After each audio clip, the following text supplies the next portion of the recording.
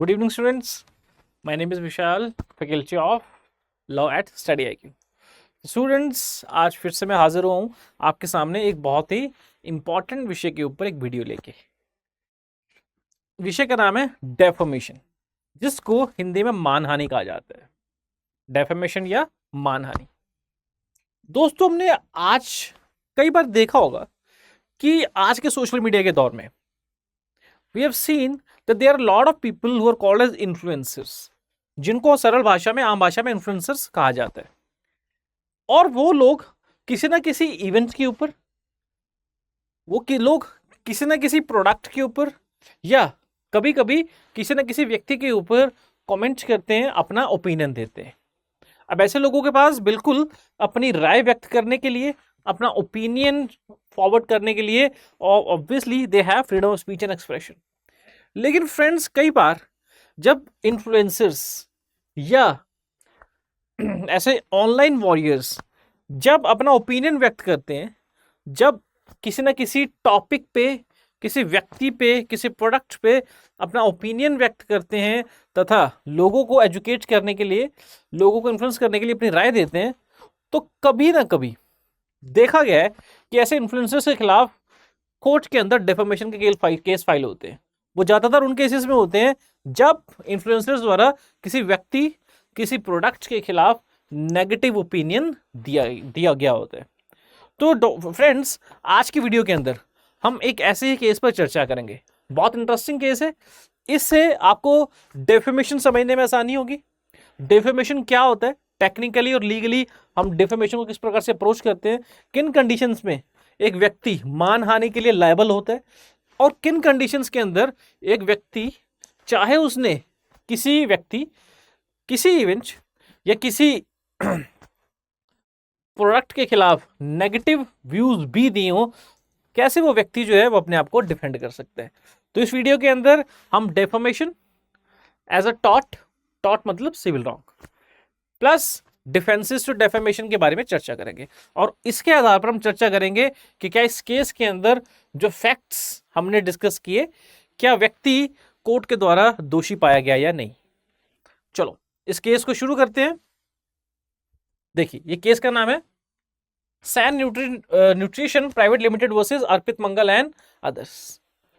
San Nutrition Private Limited versus Arpit Mangal and others. अब इस case के अंदर क्या प्रश्न कोर्ट के सामने, दिल्ली हाई कोर्ट के सामने क्या क्वेश्चन ऑफ लॉ था, क्या पॉइंट था। अब इस केस को समझने से पहले डेफेमेशन समझना आवश्यक है। तो आज की क्लास के अंदर हम डेफेमेशन भी समझेंगे। विल अंडरस्टैंड कि what is the meaning of defamation, मानहानि का मतलब क्या होता है। देखिए, इस केस में कोर्ट के सामने प्रश्न क्या है, whether the criticism of a product by online influencers to educate general public about the quality of the product attract the common law tort of defamation। सरल भाषा में बताऊं कि अगर किसी इन्फ्लुएंसर द्वारा, ऑनलाइन इन्फ्लुएंसर द्वारा अगर किसी प्रोडक्ट की निंदा की है अपने किसी वीडियो के अंदर, तो क्या इस कार्य के लिए, इस एक्ट के लिए उस व्यक्ति, उस इन्फ्लुएंसर के ऊपर डेफेमेशन का टॉर्च लगाया जा सकता है, और व्यक्ति जो है वो डेफेमेशन के लिए लायबल हो सकता है या नहीं। चलो देखते हैं। देखिए, इस केस के फैक्ट्स क्या है, इस केस के तथ्य क्या है।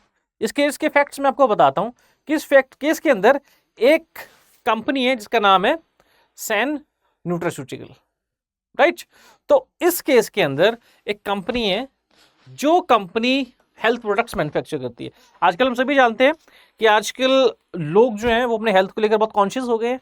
लोग फिटनेस फ्रीक हो गए हैं। People trying to eat good, people try to have a balance diet. लोग चाहते हैं कि वो फिट रहें, इसके लिए लोग जो है जिम्स वगैरह यूज़ करते हैं। लोग जो हैं वो न्यूट्रिशनल कंटेंट चेक करते हैं खाना खाने से पहले। वो हर खाने में देखते हैं कि अच्छा, इसमें इतने ग्राम कार्बोहाइड्रेट्स हैं, इतने ग्राम फैट्स हैं, इतने ग्राम प्रोटीन्स हैं, इतने माइक्रोग्राम्स विटामिन हैं, मिनरल्स हैं, and all the other things. तो आजकल लोग चूंकि बहुत कॉन्शियस हो गए हैं, people have become so conscious about their health, जो कि अच्छी बात है, इसमें कुछ गलत नहीं है। अपनी हेल्थ, अपने स्वास्थ्य के लिए कॉन्शियस होना, जागरूक होना बहुत अच्छी बात है। And advice all of you कि हम सभी को भी अपनी हेल्थ के लिए जागरूक होना आवश्यक है, because it is a duty that we shall keep our body in a healthy state. तो एक ऐसी कंपनी है जो हेल्थ प्रोडक्ट्स बना रही है, ठीक है, वो न्यूट्रास्यूटिकल और हेल्थ केयर सप्लीमेंट्स बनाती है। और बहुत सारी कंपनी ऐसी हैं जो हेल्थ केयर सप्लीमेंट्स बनाती हैं, अलग अलग प्रोडक्ट्स बेचती हैं। फॉर एग्जांपल कोई कंपनी प्रोटीन पाउडर बेच रही है, कोई कंपनी मल्टीविटामिन बेच रही है, कोई कंपनी अलग अलग प्रकार के सप्लीमेंट्स, हेल्थ सप्लीमेंट्स बेच रही है, ताकि लोग जो अपनी डाइट के थ्रू उन माइक्रो न्यूट्रिएंट्स या इंपॉर्टेंट न्यूट्रिएंट्स को गेन नहीं कर सकते, वो लोग जो है इन सप्लीमेंट्स के थ्रू, इन प्रोडक्ट्स के थ्रू वो न्यूट्रिएंट्स को गेन कर सके। तो ये कंपनी एक ऐसी ही कंपनी है जो मार्केट के अंदर हेल्थ केयर प्रोडक्ट्स और न्यूट्रास्यूटिकल्स सेल कर रही है। और उस कंपनी ने पिछले साल अच्छा खासा तकरीबन 18 से 20 करोड़ का बिजनेस भी किया। इसका मतलब people started liking the product of this company. इस कंपनी की मार्केटिंग अच्छी थी, इस कंपनी के प्रोडक्ट्स लोगों को पसंद आए, और इस कंपनी ने एक साल के अंदर अच्छा खासा बिजनेस किया। हालांकि ये कंपनी 2018 से काम कर रही है। अब प्रश्न क्या आया? प्रश्न ये आया कि कुछ ऑनलाइन इन्फ्लुएंसर्स थे, कुछ ऑनलाइन यूट्यूब मेकर्स थे, उन्होंने इस कंपनी के प्रोडक्ट्स को ऑनलाइन यूट्यूब पर रिव्यू करना शुरू किया। अब जनरली हम देखते हैं कि ऑनलाइन बहुत सारे रिव्यूज होते हैं, कई बार कुछ मूवी पर अपना रिव्यूज देते हैं, कई बार कुछ लोग जो हैं वो किसी प्रोडक्ट्स पर अपना रिव्यू देते हैं, कई बार लोग किसी गाड़ी का रिव्यू करते हैं, कई बार लोग जो है वो किसी मोटर बाइक का रिव्यू करते हैं, फ़ोन का रिव्यू करते हैं। तो हमने देखा ही है आज सोशल मीडिया के दौर के अंदर लोग जो है वो अपनी नॉलेज के हिसाब से प्रोडक्ट्स का रिव्यू करते हैं, ताकि लोगों को उस प्रोडक्ट के प्रोज एंड कॉन्स, अच्छी चीज़ें और बुरी चीज़ों के बारे में पता लग सके। तो देखा गया कि इस कंपनी के प्रोडक्ट्स का रिव्यू किया गया कुछ ऑनलाइन इन्फ्लुएंसर्स या यूट्यूब इन्फ्लुएंसर्स द्वारा। अब इस कंपनी के प्रोडक्ट्स के रिव्यू करते हुए इन्फ्लुएंसर्स द्वारा जब वीडियोस बनाई गई और लोगों को बताया गया कि इस कंपनी के प्रोडक्ट्स का यह नुकसान है और यह फायदा है, तब धीरे धीरे देखा गया कंपनी ये एलेज करती है। देखिए, प्लेंटिफ मतलब कंपनी, क्योंकि कंपनी ने हाईकोर्ट के अंदर दावा ठोका, क्लेम ठोका डेफेमेशन, मानहानि का। कंपनी का कहना था कि यूट्यूबर्स द्वारा जब यूट्यूब के अंदर उसकी कंपनी के प्रोडक्ट्स का रिव्यू किया जा रहा था, उस रिव्यू के अंदर लोगों ने या यूट्यूब इन्फ्लुएंसर्स ने रिव्यू करते वक्त इस कंपनी के प्रोडक्ट्स को खराब बताया, गलत बताया, हेल्थ पर एक डेट्रीमेंटल इफेक्ट क्रिएट करने वाला बताया। तो कंपनी कहती कि चूंकि इन लोगों ने इस कंपनी के प्रोडक्ट की बैड मार्केटिंग की है, जिसके कारण लोगों को इस कंपनी के प्रोडक्ट्स परचेज करने में संदेह हुआ, लोगों को डाउट हुआ कि क्या ये प्रोडक्ट्स जो हैं वो हेल्थ के लिए अच्छे होंगे भी नहीं होंगे, जिसके कारण कंपनी की सेल्स जो हैं वो एकदम से डिप करनी शुरू हुई। जो कंपनी 18, 20, 22 करोड़ की सेल कर रही थी एक वर्ष के अंदर, उसकी सेल्स जो है एकदम से डिप होनी शुरू हुई। तो जो कंपनी की सेल्स डिप हुई तो कंपनी ने अपने एग्जीक्यूटिव्स को काम पर लगाया और the company try to find out कि क्या रीजन है, सेल्स क्यों डिप हो रही है, क्या कारण है, सेल्स गिर क्यों रही है, हमारा प्रोडक्ट जो लोग पसंद कर रहे थे and suddenly they have started disliking the product. तो कंपनी को पता लगा आफ्टर ड्यू इंक्वायरी कि कुछ यूट्यूबर्स वीडियोस बना रहे हैं और उस वीडियोस के अंदर उस कंपनी के प्रोडक्ट को रिव्यू कर रहे हैं और ज़्यादातर नेगेटिव रिव्यूज दे रहे हैं, जिसके कारण लोग जो हैं वो डर रहे हैं, वो हिचकिचा रहे हैं इस कंपनी के प्रोडक्ट को यूज करते हुए। इसको लेकर कंपनी ने Delhi high court, commercial courts act के अंदर दिल्ली हाई कोर्ट के अंदर एक सूट फाइल किया, इंजंक्शन सूट फाइल किया और कोर्ट के सामने यह प्रे किया, कोर्ट के सामने यह याचिका दायर की कि वह इन यूट्यूब इन्फ्लुएंसर्स को इंजंक्शन ग्रांट करें कि वह यूट्यूब इन्फ्लुएंसर्स ऐसी वीडियो मत बनाए।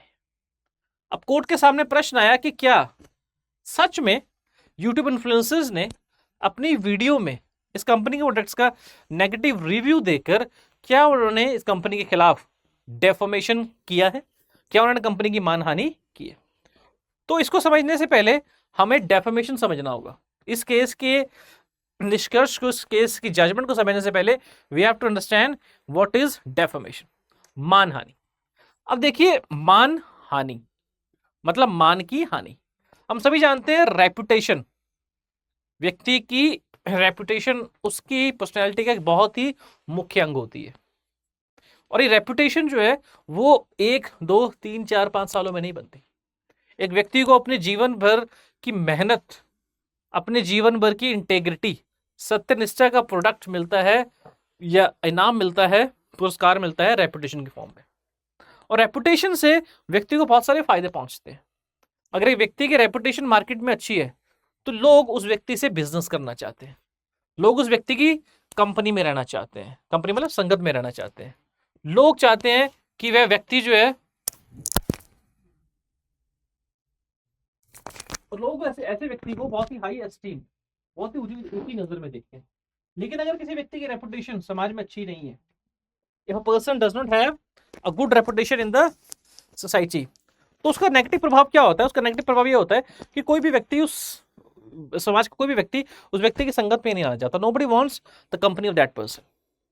ऐसे व्यक्ति के लिए लोगों से बिजनेस करना बहुत मुश्किल हो जाता है, बिकॉज ऐसे व्यक्ति को कोई उधार नहीं देता, क्रेडिट नहीं देता।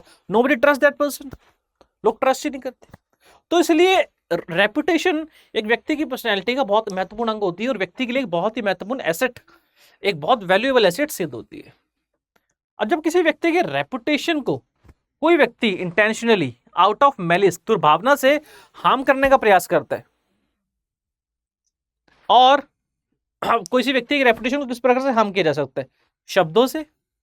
वो शब्द चाहे मौखिक हो चाहे लिखित हो, मतलब इधर you can speak certain words against a person, और इधर you can write down certain words certain person, और या फिर you can also do it in any other form. ठीक है, तो एक व्यक्ति जब दूसरे व्यक्ति की रेपुटेशन को डैमेज करने का प्रयास करता है ताकि वह व्यक्ति जो है वो लोगों की हेट्रेड, कंटेम्प्ट और रिडिकुल का सामना करे। एक व्यक्ति, ध्यान से समझना, एक व्यक्ति जो दूसरे व्यक्ति की रेपुटेशन को डैमेज करने का प्रयास करता है ताकि वह व्यक्ति जो है वो दूसरे लोगों की कंटेम्प्ट, हेट्रेड, नफरत और रिडिकुल, मजाक का साधन बने, या फिर उस व्यक्ति को उसके बिजनेस में, ट्रेड में, प्रोफेशन में कुछ नुकसान हो, तब कहा जाता है कि उस व्यक्ति की डेफोमेशन हुई है। फॉर एग्जाम्पल, ए और बी बहुत अच्छे मित्र थे, और ए और बी जो है वो अच्छे मित्र थे, काफी समय से मित्र थे। उनके बीच में एक विषय को लेकर झगड़ा हो गया। Due to certain reasons they got into a fight. अगर दोनों के बीच में झगड़ा हुआ तो बी जो है वो एक अच्छी कंपनी चलाता है। अब ए ने न्यूज़पेपर के अंदर एक आर्टिकल छपवाया। ए जो है वो न्यूज़पेपर के जो एडिटर है उसका बहुत अच्छा दोस्त था, तो उसने एक न्यूज़पेपर के अंदर एक आर्टिकल छपवाया जिसके अंदर कहा गया कि जो बी की कंपनी है, बी पर्सनली इस कंपनी के अंदर फ्रॉड कर रहा है, अपने कस्टमर्स को ठग रहा है, अपने कस्टमर्स को ऐसा सामान बेच रहा है मिसलीड करके, और उस क्वालिटी का सामान बेच रहा है जो बहुत ही खराब क्वालिटी है। अब इस स्टेटमेंट को जिस भी व्यक्ति ने पेपर में पढ़ा तो उनमें से बहुत लोगों के मन में इंप्रेशन आया होगा कि ये जो बी की कंपनी है और जो प्रोडक्ट्स बेच रही है ये प्रोडक्ट्स बिलो स्टैंडर्ड है, सब स्टैंडर्ड है, और बहुत से लोग जो है उस कंपनी के प्रोडक्ट्स खरीदने में हिचकिचाएंगे। They will develop a hesitation purchasing the products of the company. इससे क्या होगा? बी को, एक तो बी की रेपुटेशन हार्म हुई, बी की रेपुटेशन हार्म हुई, और बी जो है वो सब्जेक्ट बना लोगों की नफरत का, कंटेम्प्ट का और रिडिकुल, मजाक का, और दूसरा बी को उसके बिजनेस के अंदर नुकसान हुआ। तो इस केस के अंदर ए ने बी की डेफेमेशन की है। A has committed defamation of B. A की स्टेटमेंट के कारण, ये स्टेटमेंट कैसी थी? लिखित statement, because it was printed in a newspaper. तो इस स्टेटमेंट के कारण बी की रेपुटेशन का नुकसान हुआ। His reputation was lowered in the eyes of the public. B की रेपुटेशन लोगों की नजरों में गिरी और बी के बिजनेस को नुकसान पहुंचा। This is a classic case of defamation.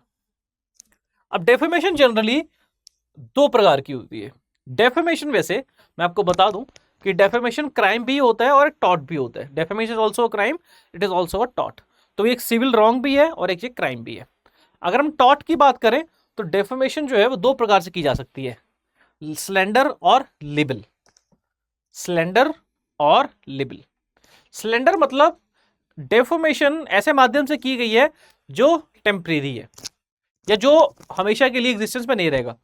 For example, अगर मैं स्पीच दूं 10 लोगों के सामने विदाउट कैमरा और उसमें मैं एक किसी अन्य व्यक्ति की रेपुटेशन पर चोट करूं, मैं कहूं कि वह व्यक्ति जो चोर है, वह व्यक्ति जो है वो करप्शन करता है, वह व्यक्ति ने पब्लिक का पैसा जो है वो सिफर ऑफ किया, तो ये जो मेरी स्पीच है, मौखिक शब्द है, ये हमेशा के लिए एग्जिस्टेंस में नहीं रहेंगे। ये स्पीच निकली, लोगों के कानों तक गई और बात खत्म।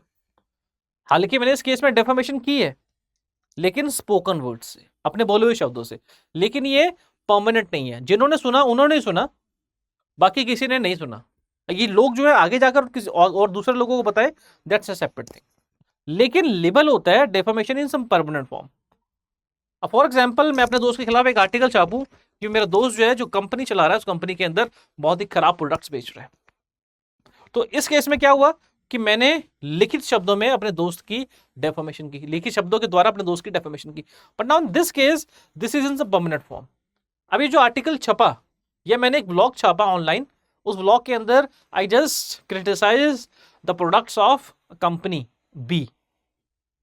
अब इसके अंदर मैंने ब्लॉग छापा, वो ब्लॉग जो है परमानेंट हो गया, it is on my website, anybody can go to the website and see the blog. Now in that case the damage that will be done to the reputation वो libel के case में ज्यादा होगा, क्योंकि जो defamatory statement है वो permanent है, बहुत सारे लोग उसको अलग अलग समय पर पढ़ सकते हैं। लेकिन जो स्लैंडर है, जो मौखिक शब्द है, वो तो एक बार बोले और खत्म हो गए। तो वो जिन्होंने सुना सो सुना, जिन्होंने नहीं सुना, जो उस वक्त वहां पर उपस्थित नहीं थे, प्रेजेंट नहीं थे, उनको वो शब्द सुनने को मिलेंगे ही नहीं अगर वो रिकॉर्ड नहीं हुए तो, राइट। तो डेफेमेशन दो प्रकार की हो सकती है, लिबल या स्लैंडर। स्लैंडर जो है वो टेम्परेरी फॉर्म में, लिबल परमानेंट फॉर्म में, इसलिए लिबल की पनिशमेंट भी स्लैंडर से ज्यादा होती है, क्योंकि लिबल का जो इंपैक्ट है किसी के रेपुटेशन पे वो भी ज्यादा है। अब हम आगे चलते हैं। अब हमने यह तो जान लिया कि डेफेमेशन का मतलब क्या होता है, what is the meaning of defamation.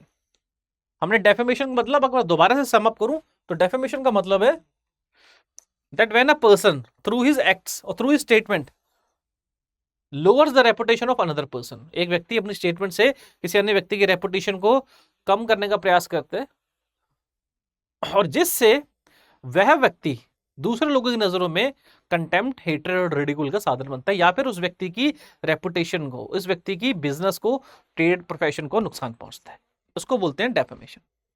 अब प्रश्न ये आता है कि रोजमर्रा की जिंदगी में हम ऐसे बहुत सारे स्टेटमेंट्स, कथन, शब्द बोलते हैं जो कहीं ना कहीं किसी दूसरे व्यक्ति के लिए नेगेटिव होते हैं, लेकिन हर बार हमारी इंटेंशन नेगेटिव नहीं होती है, हर बार हमारी इंटेंशन नेगेटिव नहीं होती है। कई बार जरूरत होती है हमें किसी व्यक्ति की सच्चाई दूसरे लोगों को बताने की। अब फॉर एग्जाम्पल मैं आपको उदाहरण देता हूं, मैं और मेरा दोस्त एक दुकान पर जा रहे हैं फॉर डूइंग शॉपिंग, और वो दुकान पर मैं पहले शॉपिंग करने जा चुका हूं, और मैंने उस दुकान के प्रोडक्ट खरीदे, उस प्रोडक्ट को खरीदा, और उस प्रोडक्ट को खरीदा, और बाद में पता चला खरीदने के 2 दिन बाद वो प्रोडक्ट खराब हो गया। और मुझे अन्य लोगों से जब मैंने इंक्वायरी की तो मुझे पता लगा कि इस दुकान के प्रोडक्ट ज्यादातर खराब ही होते हैं, ये सब स्टैंडर्ड प्रोडक्ट्स ही बेचते हैं। तो मेरा दोस्त और मैं शॉपिंग करने जा रहे हैं, और मेरा दोस्त जल्दी से उस दुकान में चला गया। तो मैंने अपने दोस्त को रोका कि सर सुनो, इस दुकान के प्रोडक्ट्स जो है वो अच्छे नहीं है, खराब है, मैं परेशान हो चुका हूं, भुगत चुका हूं, I have already suffered due to the faulty products of this shop. अब मैंने इस केस में ऐसी स्टेटमेंट दी है जिससे उस दुकानदार की रेपुटेशन मेरे दोस्त की नजरों में डाउन हुई है, लोअर हुई है, और दूसरा उस दुकानदार का बिजनेस पर नेगेटिव इंपैक्ट पड़ा है। लेकिन इस केस के अंदर मेरी इंटेंशन दुकानदार को नुकसान पहुंचाने की नहीं थी, बल्कि मेरी इंटेंशन थी अपने दोस्त को बचाने की, अपने दोस्त को फाइनेंशियली बचाने की। सो इन दिस केस दो I have committed defamation but still I have a defence, मेरे पास डिफेंस मिल जाएगा, I have done this for saving my friend, तो यहां पर मुझे प्रिविलेज मिल जाएगी। ठीक है, तो ऐसी बहुत सारी कंडीशंस होती हैं, बहुत सारे सर्कमस्टांसेस जहां पर हम एक डेफेमेटरी स्टेटमेंट बोलते हैं, लेकिन फिर भी ऐसे स्टेटमेंट देने के बावजूद भी व्यक्ति जो है वो बच सकता है, वो डिफेंस ले सकता है, अगर डिफेंस इन श्रेणी में आते हैं, if they come in this category. Now what is that category? First category is truth, justification for truth. That means if a person has spoken a truth about someone else, so this is a complete defense, this is a complete defense. For example 5 लोग या 10 लोग एक meeting में बैठे हैं, and 11वां आदमी आता है, तो 11वां आदमी आता है और मैं उससे पूछता हूं, और वो व्यक्ति जो है वो अभी 4 दिन पहले जेल से छूट के आया है। अब मैंने उससे पूछा कि सर अब जेल से छूट के कब आए? अब 10 लोगों को पता लग गया कि ये व्यक्ति जो है जेल में था, and he has just been release from the prison. अब वो व्यक्ति मुझ पे ये इल्जाम नहीं लगा सकता कि मैंने उसको डिफेम किया, क्योंकि दिस इज ट्रूथ, ये सच है, वो व्यक्ति जेल में ही था। That means there is justification behind my statement. तो कोर्ट्स दो लॉ मानता है कि ऐसी व्यक्ति की मानहानि नहीं हो सकती जिस व्यक्ति के पास मान ही नहीं है।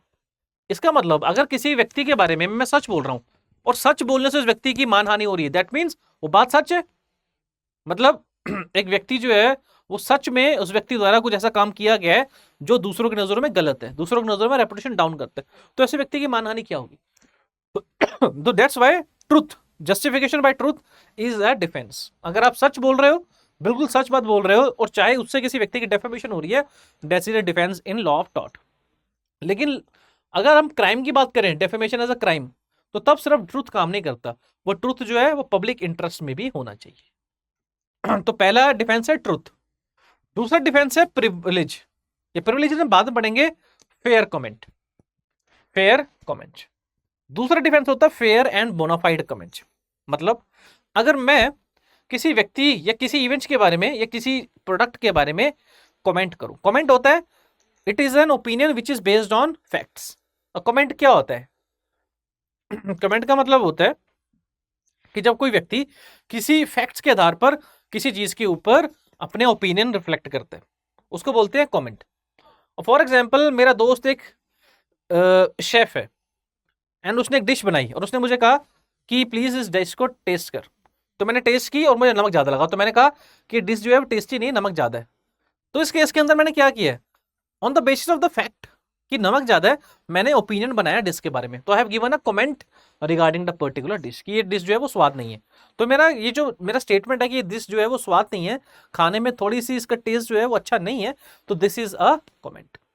तो अगर कोई व्यक्ति किसी व्यक्ति के बारे में फेयर कमेंट कर रहा है तो this is a defence.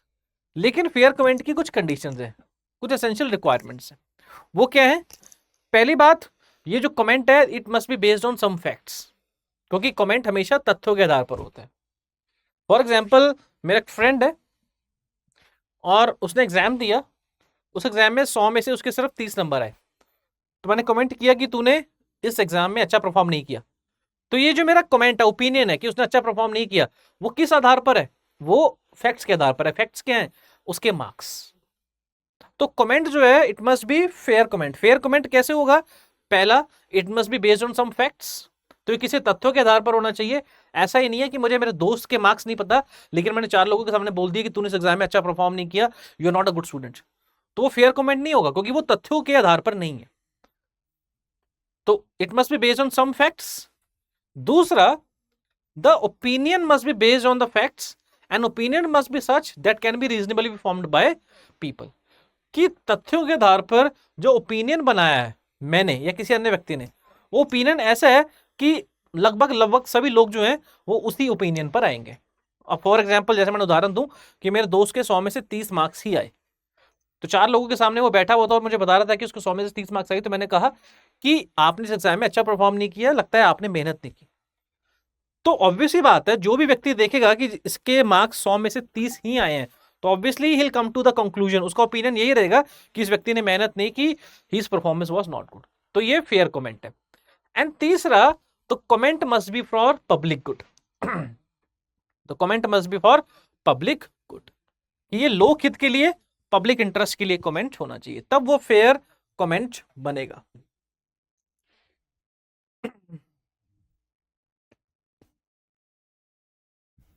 Right, जब वो फेयर कमेंट बन जाएगा। फॉर एग्जाम्पल, मेरे सामने मैंने एक गाड़ी परचेस की और उस गाड़ी को परचेस करके जब मैंने चलाया तो उसका इंजन 5वें दिन खराब हो गया। नई गाड़ी थी। अब मैंने एक वीडियो बनाई और उस वीडियो में मैंने बताया कि मैंने गाड़ी 5 दिन पहले परचेस की थी और एक गाड़ी का इंजन 5वें दिन खराब हो गया। इसका मतलब ये गाड़ी जो है, गाड़ी का इंजन जो है, इस कंपनी ने गाड़ी का इंजन एक सब स्टैंडर्ड बनाया है, क्वालिटी सब स्टैंडर्ड है। अब इस केस के अंदर मैंने जो वीडियो बनाई, जो मैंने जो स्टेटमेंट दिया, चाहे वो डिफेमेटरी है, लेकिन पहला, it is based on facts, क्योंकि मेरे सामने फैक्ट्स हैं कि वो इंजन 5 दिन में खराब हो गया। दूसरा, it is opinion that a reasonable person will come to. तो कोई भी व्यक्ति जिसको पता लगेगा कि गाड़ी का इंजन केवल 5 दिनों में खराब हो गया, तो वो इसी कंक्लूजन पर पहुंचेगा कि कंपनी ने इंजन बनाते वक्त सब स्टैंडर्ड क्वालिटी की चीजों का कंपोनेंट्स का प्रयोग किया। और तीसरा, it is for public interest. और दूसरा, मैंने वीडियो बनाकर लोगों को संदेश दिया कि कृपया इस गाड़ी को ना खरीदें, अन्यथा यू विल फेस प्रॉब्लम। तो ये मेरा कमेंट जो है वो फेयर कमेंट है, और चाहे मैंने डिफेमेटरी स्टेटमेंट इस कंपनी के बारे में, कंपनी के प्रोडक्ट्स के बारे में बोली है, लेकिन फिर भी I will not be held guilty of committing taught of defamation. और उसके बाद है प्रिविलेजेस। प्रिविलेजेस का मतलब कि ये ऐसी सिचुएशन है जहां पर अन्यथा व्यक्ति के ऊपर डिफेमेशन की लायबिलिटी इंपोज होती है, लेकिन कुछ सर्कमस्टांसेस में व्यक्ति के ऊपर लायबिलिटी इंपोज नहीं होगी। कुछ होती है absolute privileges, for example parliamentary, MP, member of parliament और मेंबर ऑफ स्टेट लेजिस्लेचर, उनके पास ये पूरी फ्रीडम होती है कि वो पार्लियामेंट या स्टेट लेजिस्लेचर में कुछ भी स्टेटमेंट दे सकते हैं। उसी प्रकार से जुडिशियल प्रोसीडिंग, जुडिशियल प्रोसीडिंग्स के अंदर भी एक व्यक्ति जो किसी प्रकार की स्टेटमेंट दे सकता है, he will not be prosecuted for defamation, क्योंकि आवश्यक है कि जुडिशियल प्रोसीडिंग्स के अंदर व्यक्ति जो है वो सच बोले और वो डर कर ना बोले, और उसमें बोलते वक्त क्योंकि जुडिशियल प्रोसीडिंग्स के अंदर सच बाहर आना जरूरी है। तो अगर व्यक्ति डरता रहेगा कि मेरे खिलाफ डिफेमेशन केस हो जाएगा, सो वो व्यक्ति कभी सच बोल नहीं पाएगा एज अ विटनेस। उसी प्रकार से क्वालिफाइड प्रिविलेजेस, क्वालिफाइड प्रिविलेजेस मतलब ऐसी परिस्थितियां जहां पर एक व्यक्ति तब ही बच सकता है डेफेमेशन से जब he does not have a malice, उसके अंदर, उसके मन में दुर्भावना नहीं थी स्टेटमेंट को बोलते हुए। फॉर एग्जाम्पल, ऐसी बहुत सारी स्टेटमेंट्स जो है in a daily basis we have to do in public interest, ठीक है, हमें एक दूसरे के कॉमन इंटरेस्ट के लिए ऐसी स्टेटमेंट्स कुछ बोलनी पड़ती हैं। फॉर एग्जाम्पल, एक एडवोकेट एक व्यक्ति के खिलाफ एक पेटिशन बना रहा है और अपने क्लर्क को, फॉर एग्जाम्पल एडवोकेट के पास केस आया जहां पर उसे दूसरे व्यक्ति के ऊपर के खिलाफ पेटिशन फाइल करनी है और दूसरे व्यक्ति ने फ्रॉड किया है, तो ये एडवोकेट पेटिशन बना रहा है, बोल रहा है और क्लर्क लिख रहा है। अब ये एडवोकेट जो है वो फैक्ट्स बता रहा है उस तीसरे व्यक्ति के बारे में, उस व्यक्ति ने ऐसे फ्रॉड किया, तो ऑब्वियसली इस एडवोकेट की स्टेटमेंट्स हैं वो डिफेमेटरी हैं और क्लर्क इसकी स्टेटमेंट सुन रहा है। लेकिन एडवोकेट ये एक इस सिचुएशन के अंदर ये इंपेरेटिव है, आवश्यक है कि एडवोकेट जो है वो अपने क्लर्क को उस व्यक्ति की प्रॉपर सर्कमस्टांसेस और व्यक्ति के बारे में सारी बातें सच सच बताए ताकि क्लर्क पेटिशन बना सके या उसका इंटर्न पेटिशन बना सके। तो इस कंडीशन में एडवोकेट ने डेफेमेटरी स्टेटमेंट बोली तो है, लेकिन विदाउट एनी मैलिस, उसके मन में दुर्भावना नहीं है। फॉर कॉमन इंटरेस्ट, अपने और अपने क्लाइंट के इंटरेस्ट में एडवोकेट ने स्टेटमेंट्स बोली हैं, so that is qualified privilege. इस केस में एडवोकेट के ऊपर डेफेमेशन का केस नहीं लग सकता। लास्ट, अब जब हमने डेफेमेशन समझ लिया, डेफेमेशन का डिफेंस समझ लिया, अब इस केस में कोर्ट ने क्या बोला? कोर्ट ने कहा कि ये जो यूट्यूबर्स हैं, यूट्यूबर्स को डिफेंस मिलेगा ट्रुथ और फेयर कमेंट का, क्योंकि उन लोगों ने जो वीडियोस बनाई और उस लोगों ने वीडियोस के अंदर इस प्रोडक्ट का रिव्यू किया और वो रिव्यू किया फैक्ट्स के बेस पे। उन्होंने उस प्रोडक्ट के लेबोरेटरी में जांच करवाई, लेबोरेटरी में जांच के दौरान जो भी बातें सामने आई उस बातों के आधार पर उन्होंने उस प्रोडक्ट के कमेंट किए। इसका मतलब that was a fair comment. तो ये फैक्ट्स के आधार पर था, एक ओपिनियन था जो कोई भी व्यक्ति जिस ओपिनियन पर पहुंचता, और तीसरा it was for public interest.